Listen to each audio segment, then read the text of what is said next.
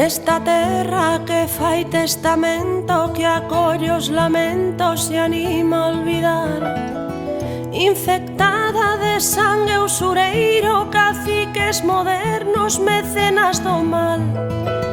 Vivo dentro dun monte de area tinguido de brea que non limpa o mal, ca esperanza de tomar alento pra ver o momento de nos libertar.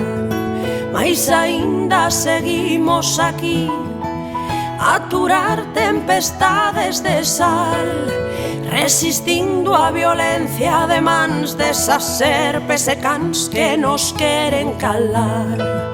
Compañeiras nos soños do Edén, unha illa no medio do mar, que iluminan o loito máis negro que esquece o desterro e o medo a loitar.